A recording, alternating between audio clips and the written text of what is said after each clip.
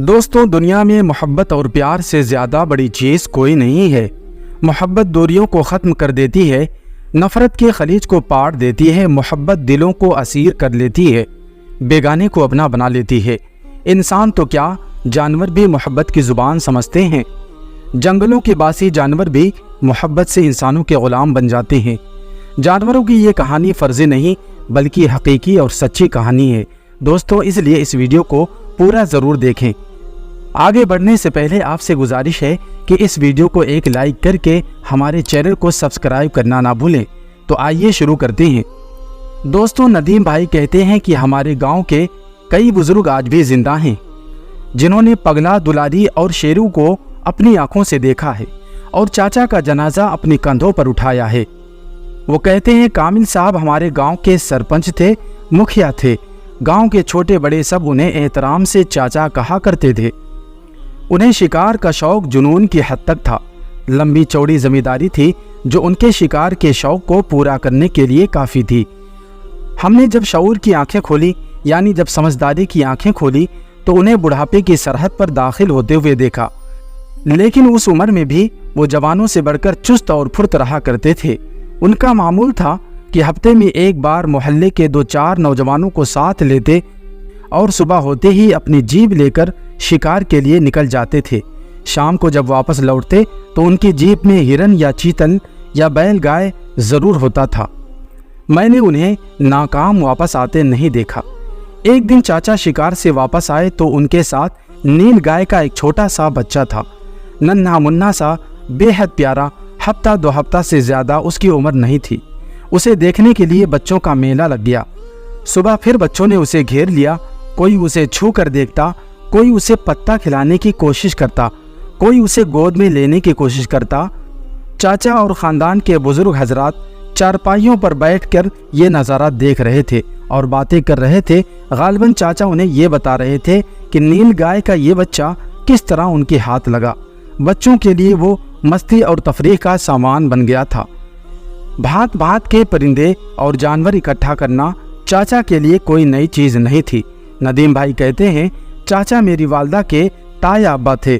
انہوں نے ایک بار بتلایا تھا کہ چاچا نے شادی کی تھی، لیکن شادی کے چند مہینے کے بعد کسی ضرورت سے ان کی بیوی یعنی والدہ کی تائی ماں کوٹھی پر گئیں اور اچانک سوکھی ہوئی لکڑیوں میں سے کسی طرف سے سانپ آ نکلا اور انہیں ڈس لیا۔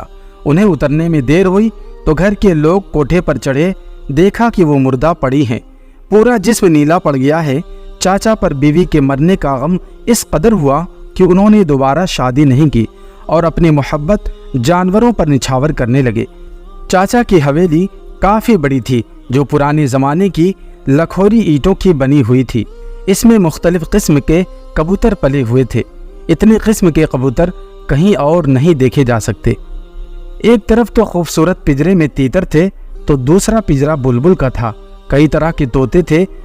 حویلی کے باہر استبل تھا جس میں ان کے چہیتے گھوڑے اور لاڈلی گھوڑی تھی، اس کا نام دلاری تھا۔ مشہور تھا کہ دلاری چاچا کی آنکھ کا اشارہ تک سمجھ لیتی ہے۔ کئی کتے تھے جو ان کے کھلیان، کھیت اور حویلی کی نگہبانی کرتے تھے۔ ان کے کتوں کا سردار شیرو تھا۔ ان کا گھر کیا تھا؟ پورا چڑیا خانہ تھا۔ اس چڑیا خانے میں نیل گائے کے بچے کا بھی اضافہ ہو گیا تھا۔ ان سب کی دیکھ بھال کے لیے کئی نوکر تھے، لیکن چاچا بذات خود یعنی کہ خود سے ایک ایک جانور کی دیکھ ریکھ کرتے تھے۔ دوستو، یہ تمام پالتو جانور چاچا کو اولاد کی طرح پیارے تھے۔ نیل گائے کا بچہ آیا تو چاچا خلاف معمول 2 ہفتہ تک شکار پر نہیں گئے۔ چاچا کو ڈر تھا کہ اس ننھی سی جان کی نگہداشت میں اگر ذرا سی کوتاہی ہوئی تو یہ جان سے چلا جائے گا۔ بیچارہ چھوٹی سی عمر میں اپنی ماں سے جدا ہو گیا تھا۔ کئی دن تک وہ سخت وحشت محسوس کرتا رہا، لیکن چاچا نے اسے ایسی محبت دی کہ وہ ایک ہی ہفتہ میں اپنی ماں کو بھول گیا۔ چاچا اسے اپنے ہاتھوں سے گود میں بٹھا کر دودھ پلاتے تھے۔ سادھوؤں کی لٹیا کی طرح ان کے پاس ایک لٹیا تھی جس میں بچوں کی چسنی پھٹ کر دیتے اور اس سے نیل گائے کے بچے کو دودھ پلایا کرتے تھے۔ آہستہ آہستہ کچھ چاچا نے اور کچھ فطرت نے اسے گھاس پوس کھلانا سکھلا دیا۔ دھیرے دھیرے اس نے چاچا کو، اپنی ماں اور حویلی کے صحن کو اپنا وطن سمجھ لیا۔ وہ ایک لمحہ کے لیے چاچا کو چھوڑنے کے لیے تیار نہیں تھا۔ चाचा कहीं भी जाते वो चाचा के साथ होता था। चाचा जब सोने लगते तो वो चारपाई के सिरहाने ज़मीन पर बैठकर जुगालियाँ क्या करता था। वो जब चाचा के पीछे चलता तो वो उनके इस कदर करीब रहता कि उसके पाँव की ठोकर चाचा की एड़ियों पर लगा करती थी। कभी कभार चाचा के पैर लहूलुहान हो जाते, खून से तरबतर हो जाते, लेकिन चाचा उसे कुछ नहीं कहते थे। उसने कभी किसी के खेत को नुकसान नहीं पहुंचाया और ना ही किसी को कभी शिकायत का मौका दिया। दोस्तों, आहिस्ता आहिस्ता वो नीलगाय बड़ा होता गया। अब वो एक लंबा जिस्म वाला नीलगाय बन गया था। उसकी 2 लंबी और नुकीली सींगें थी। बच्चे अब उसके करीब आने से डरते थे। न जाने किस बच्चे ने कब उसे पगला कहा और उसने उसे दौड़ा लिया। उसके बाद उसकी चिढ़ पगला ही बन गई। जब कोई उसे पगला कहकर पुकारता तो वो नाराज़ होकर उसके पीछे दौड़ पड़ता। अब वो हर वक्त चाचा के साथ नहीं रहता था, लेकिन अब वो ये ज़रूर समझता था कि चाचा ही उसके मालिक हैं। गर्मियों की दोपहर में हम अक्सर नौउम्र लड़के किसी पेड़ की ठंडी छाँव में पनाह ढूंढ लिया करते थे। हमारे साथ साथ पगला भी हुआ करता था। हम उसे पगला कहकर चिढ़ाते, वो हमें दौड़ा लेता। हम किसी न किसी दरख्त पर चढ़ जाया करते थे। वो सर उठाकर हमारी तरफ ऐसे देखता जैसे धमकी दे रहा हो। अगर कोई पगला की जद में आ जाता तो पगला उसे अपनी लंबी लंबी सींग से सिर्फ डराता धमकाता, गोया हमारे साथ वो भी मजाक कर रहा हो। चाचा उसके पास आते तो वो किसी मूरत की तरह बेहिस्सो हरकत खड़ा रहता था। वो शफकत से उसकी पुश्त पर हाथ फेरते तो पगला जुबान से उनके हाथ चाटने लगता था। ये उसका इजहार मोहब्बत था। चाचा जब शिकार पर जाते तो उसे घर में बंद कर देते। वो बेचैनी और इस्तराब के आलम में पूरे घर में दौड़ता और चक्कर लगाता। चिड़ियों के पिंजरों को उलट पलट कर रख देता। नौकर ने चाचा से कहा कि आप इसे अपने साथ ही ले जाया करें, आपकी गैर मौजूदगी में ये हम सबको परेशान करके रख देता है। अगली बार चाचा जब शिकार पर गए तो पगला को भी अपने पीछे लगा लिया।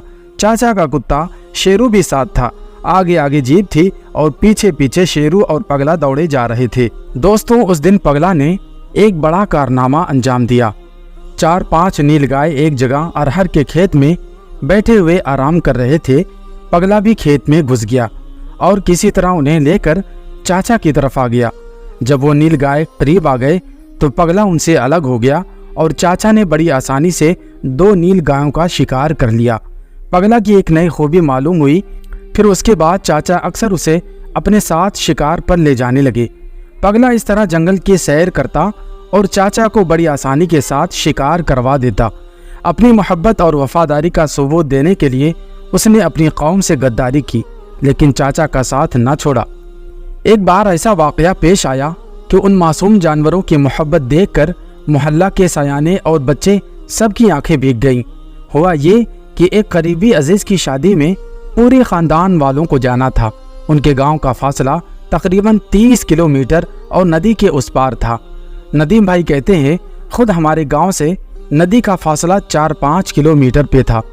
चाचा ने जानवरों को नौकरों के हवाले किया। हम सब बैलगाड़ियों से चल पड़े। कश्ती से नदी को पार किया। दूसरी तरफ घाट पर बैलगाड़ियां और तांगे मौजूद थे, जिनसे हम मीरपुर चले गए। उधर पगला चाचा को ना पाकर बेहद परेशान था। शेरू भौंक रहा था और उधर घोड़ी यानी कि दुलारी ज़मीन पर टापीस मार रही थी। शेरू ज़्यादा समझदार था। न जाने उसने दुलारी से किस जुबान में बात की। दुलारी ने तो रस्सियाँ तोड़ डाली। फिर शेरू ने किसी तरह दरवाजे की कुंडी खोल दी। पगला भी निकल आया। सबसे आगे शेरू, उसके पीछे दुलारी और सबसे पीछे पगला था। इन तीनों के काफिले ने सीधे नदी घाट का रुख किया। घाट तक तो ये तीनों पहुंच गए, लेकिन नदी में उतरने की हिम्मत नहीं पड़ी। उन्होंने घाट के किनारे ही डेरा जमा लिया। 4 दिन बाद जब लोग वापस लौटे तो देखा कि तीनों मज़े से एक पेड़ के साए में बैठे हैं। ये सब नज़ारा देखकर लोग रो पड़े। उस वाक़या के 3 साल बाद हमेशा सेहतमंद रहने वाले चाचा ऐसे बीमार पड़े कि चारपाई पर लेट गए। उनके गले में कई माह से दर्द था। देहात में जो इलाज मुयस्सर हो सकता था वो सब किया गया, लेकिन तकलीफ में इजाफा होता ही गया। मजबूर होकर उन्हें शहर के एक बड़े डॉक्टर को दिखाया गया जो गले की बीमारियों का माहिर था। उसने ये बताया कि चाचा को गले का कैंसर है और मर्ज आखिरी मरहले में है। उसने दवा तो दे दी, लेकिन कह दिया कि अब इनकी ज़िंदगी बहुत मुख्तसर है। उस ज़माने में केमियोथेरेपी वगैरह का कोई तस्वुर नहीं था। चाचा को लेकर हमारे घर वाले वापस आ गए। उस मर्ज की हालत में भी चाचा को अपने पालतू जानवर और चिड़ियों की हिफाजत का पूरा ख्याल था। ख़ास तौर से शेरू, पगला, दुलारी में उनकी जान थी। उन्हें हर वक्त यही फिक्र सताती रहती कि मेरे बाद इनका क्या होगा, क्योंकि उनकी तरह पूरे ख़ानदान में ना तो कोई शिकार का शौकीन था और ना ही पालतू जानवरों का। आखिरी दिनों में जब वो बिल्कुल मजबूर हो गए और होश भी साथ छोड़ने लगे तो बेचारे उन जानवरों को भी उनकी जुदाई का एहसास होने लगा। जब कई दिन तक उन सब ने चाचा का दीदार नहीं किया तो दुलारी रस्सी तोड़ाकर कमरे में घुस आई। चाचा की चारपाई बड़े दालान के बीचों बीच में थी। हर वक्त 10-20 मर्द और औरत घेरे रहते थे। पूरे गांव को उनकी बीमारी का सदमा था, और फिर ऐसी भयानक बीमारी जिससे जाँबर होना बड़ा मुश्किल था। घोड़ी को आते देखकर सब लोग हट गए। वो चाचा की सिरहाने खड़ी हो गई और अपना मुंह चाचा के चेहरे पर रख दिया, जैसे अलविदाई बोसा दे रही हो।